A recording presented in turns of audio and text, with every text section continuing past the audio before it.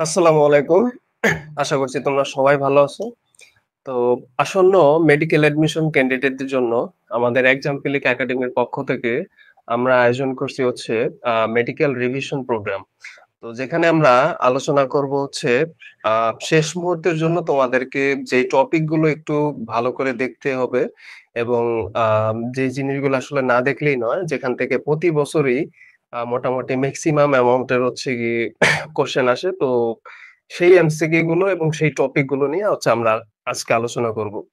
তো এখানে দেখতে পাচ্ছ যে আমি হচ্ছে কেমিস্ট্রির আ টপিক গুলো হচ্ছে তোমাদের সাথে নিয়ে আলোচনা করব এবং এখানে প্রথমত যে গুণগত রসায়ন এই চ্যাপ্টারটা। তো এই চ্যাপ্টার থেকে এখানে আমি প্রায় ৯ টা হচ্ছে টপিক হচ্ছে সিলেক্ট করছি।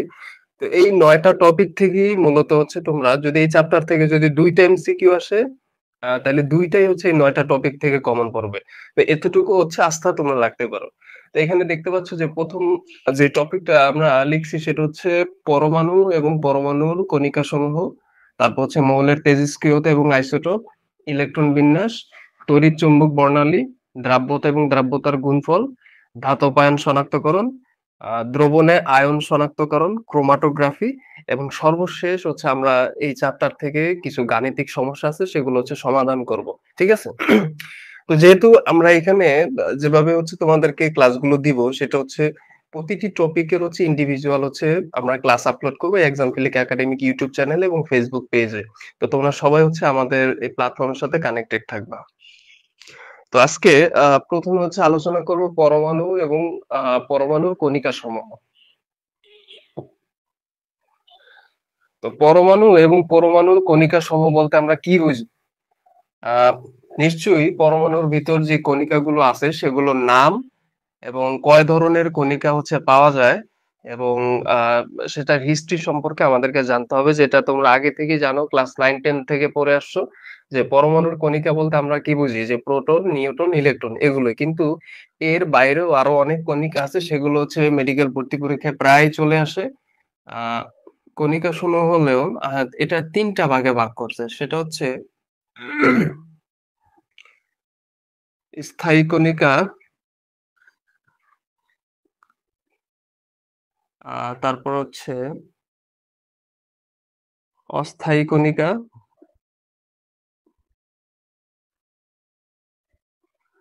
এবং সর্বশেষ হচ্ছে কম্পোজিট কণিকা। এখানে যে টপিক গুলো নিয়ে আলোচনা করবো এগুলো হয়তো বা তোমাদের আগে থেকে পড়ানো আছে, যার কারণেই আমরা বলছি যে এটা একটা রিভিশন ক্লাস এবং এই রিভিশন ক্লাসে মূলত আমরা এই টপিক গুলোই শেষ মুহূর্তের জন্য আলোচনা করব এবং এই ক্লাসগুলো করলে হবে কি, মানে অনেক নিউ ইনফরমেশন হচ্ছে তোমরা জানতে পারো। তো দেখো, স্থায়ী কণিকা সেগুলো আমরা জানি যে এটার মধ্যে ৩ ধরনের কণিকা আছে, সেটা হচ্ছে ইলেকট্রন, প্রোটন এবং হচ্ছে নিউট্রন। ঠিক আছে? এটা তো আমরা সবাই জানি। আর অস্থায়ী কণিকাও আমরা মোটামুটি জানি যে এখানে বেশ কিছু অস্থায়ী কণিকা আছে, সেটা হচ্ছে neutrino,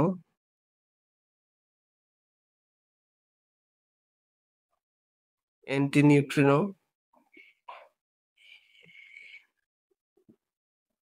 positron, graviton, meson, boson,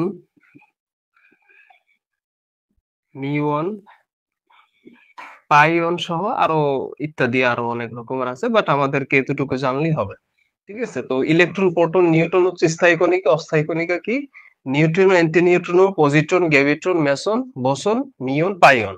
MCQ তে আসে যে নিচের কোনটি হচ্ছে অস্থায়ী কণিকা, বা এভাবে আসে যে মেডিকেলের যে কোশ্চেন গুলো হয় মূলত নরমাল সাবজেক্ট গুলোর মতো কিন্তু কোশ্চেনের যেই ধরনটা সেটা কিন্তু ওরকম থাকে না। মেক্সিমাম ক্ষেত্রে তোমরা হচ্ছে খেয়াল করে দেখবা যে মেডিকেলের যে প্রশ্নগুলো হয় সেখানে বলা হয় যে নিচের কোনটি অসত্য, নিচের কোনটি সঠিক নয়, নিচের কোনটি সত্য বললে ভুল হবে, নিচের কোনটি আহ মিথ্যা। তো এই ধরনের হচ্ছে কোশ্চেন গুলো আসে। তো সেক্ষেত্রে অবশ্যই তোমাদের ওখানে প্র্যাকটিস লাগবে। তো কম্পোজিট কণিকার ভিতর কি আছে দেখো, কম্পোজিট কণিকার মধ্যে আছে হচ্ছে আলফা কণা, আলফা কণা এবং ডিউটোরিয়ান, ডিউটোরিয়ান কণা। কম্পোজিট কণিকা বলতে আমরা কি বুঝি? স্থায়ী অস্থায়ী তো বুঝলাম, কিন্তু কম্পোজিট কণিকা মানে কি? কম্পোজিট কণিকা হচ্ছে যে একাধিক মৌলিক কণিকার সমন্বয়ে গঠিত নতুন একটি কণা, সেটাই হচ্ছে কম্পোজিট কণিকা। ফর এক্সাম্পল এখানে এক্সাম্পল হিসেবে আছে যে আলফা কণা এবং হচ্ছে ডিউটেরিয়াম কণা, ঠিক না? তো আলফা কণা বলতে আমরা আলফা কণা হচ্ছে আলফা কণা তৈরি হচ্ছে ২ টা প্রোটন প্লাস ২ টা নিউট্রন দিয়ে আলফা কণা। তার মানে ২ টা মৌলিক কণিকা মানে একাধিক মৌলিক কণিকার সমন্বয়ে গঠিত হচ্ছে কম্পোজিট কণিকা। আবার যদি ডিউটেরিয়াম কণা শুনি, আমরা তো হাইড্রোজেনের আইসোটোপ সম্পর্কে জানি, ঠিক না? তো হাইড্রোজেনের আইসোটোপ একটা নাম হচ্ছে ডিউটেরিয়াম। তো সেই ডিউটেরিয়াম থেকে ডিউটেরিয়াম কণাটা আসছে, যেখানে হচ্ছে একটা প্রোটন থাকবে প্লাস একটা নিউট্রন থাকবে। এইগুলো কণার মূলত হচ্ছে গিয়ে তোমার নাম, যেগুলো হচ্ছে আমরা জানলাম। এবং যেহেতু এগুলো আমাদের জাস্ট খালি জানার জন্য জানা, কিন্তু এখানে যে স্থায়ী যে কণিকা ইলেকট্রন প্রোটন নিউট্রন এটা সম্পর্কে আমাদেরকে একটু ডিটেলস জানতে হবে, অর্থাৎ কোন সায়েন্টিস্ট আসলে এটা আবিষ্কার করছে, কত সালে, এবং এগুলোর চার্জ কি ইত্যাদি সম্পর্কে জানতে, যে এগুলো হচ্ছে পুরনো কথাবার্তা। তারপরে যেহেতু একটা রিভিশন ক্লাস আমরা নিচ্ছি, তো এই রিভিশনের জন্য আমাদেরকে আবার নতুন করে শিখে নিই। তো এখানে প্রথমত যে টপিক গুলো তোমাদেরকে দেখাইছিলাম, পরে কিন্তু অনেক ইম্পর্টেন্ট টপিক আছে, ঠিক আছে, 3 স্টার টপিক, সেগুলো হচ্ছে আমাদের লাগবে। এজন্য ক্লাসগুলো একটু সিকোয়েন্সলি করবা। দেখো, ইলেকট্রন, প্রোটন, নিউট্রন। তো ইলেকট্রন হচ্ছে যিনি আবিষ্কার করছেন উনি নাম হচ্ছে জে জে থমসন, ঠিক আছে? সালটা হচ্ছে 1897 সাল, ঠিক আছে? আর প্রোটন যিনি আবিষ্কার করছে ওনার নাম হচ্ছে গোল্ডস্টাইন।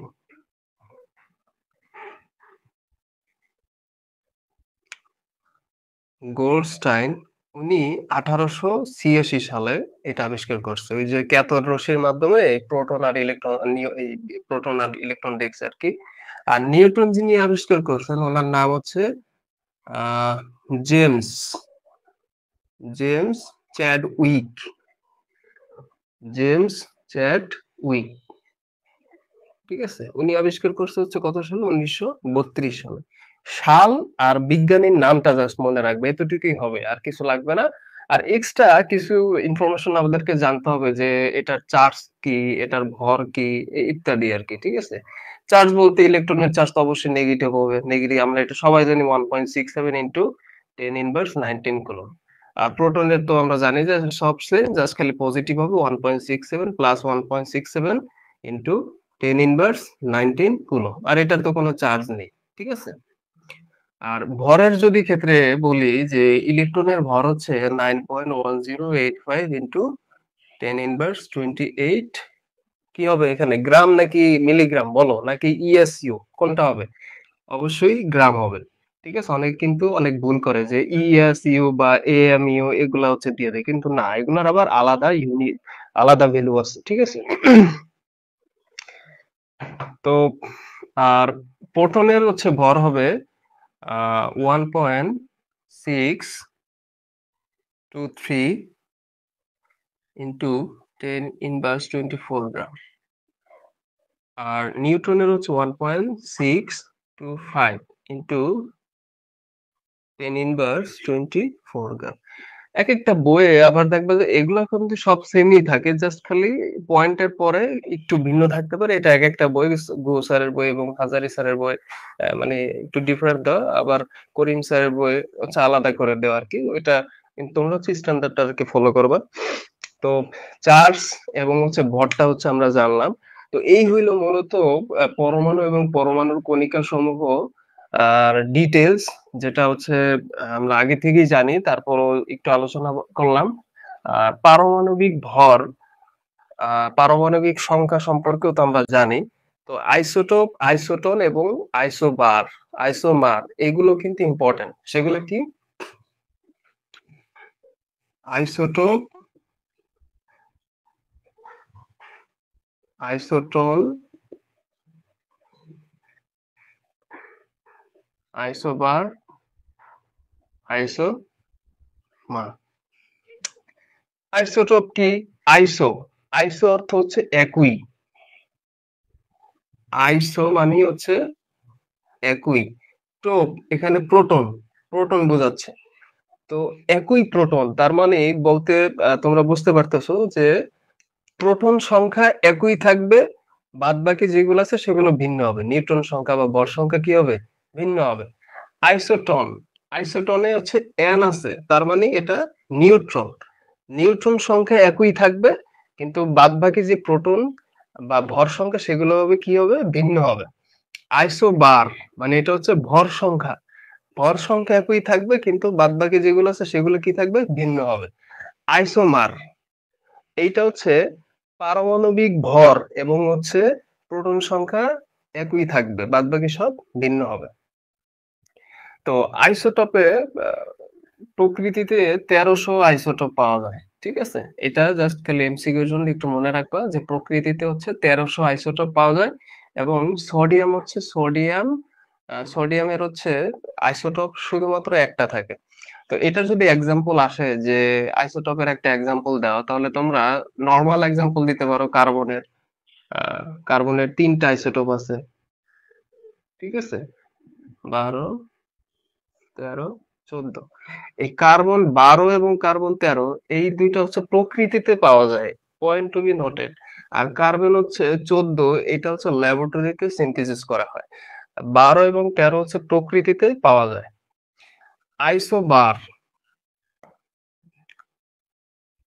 আইসোবারের তোমার হচ্ছে এক্সাম্পল যদি দাও তাহলে এখানে আসবে হিলিয়াম, হাইড্রোজেন এবং হিলিয়ামের একটা এক্সাম্পল আসবে যে এটার আহ ভর সংখ্যা কি থাকবে? একই থাকবে। আইসোটনের যদি এক্সাম্পল তো সেইমই, হাইড্রোজেন এবং হিলিয়ামেরই। এটা হচ্ছে নিউটন সংখ্যা কি হবে? ভিন্ন হবে। এটা ৩, ৪। ঠিক আছে? তো আইসোমারের যদি এক্সাম্পল দাও, যেখানে আইসোমার কি বলছি আমরা যে প্রোটন সংখ্যা এবং পারমাণবিক ভর সংখ্যা সেম থাকবে। সেটা হচ্ছে ব্রোমিনের আছে, এই যে ব্রোমিন। আহ,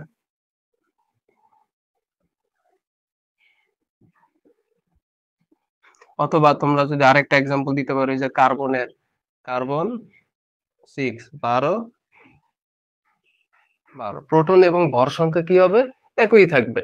তো এই হইলো তোমার হচ্ছে আজকের মোটামুটি হচ্ছে আমরা যে টপিকটা নিয়ে আলোচনা করছি সেটা হচ্ছে পরমাণু এবং পরমাণুর কণিকা সমূহ।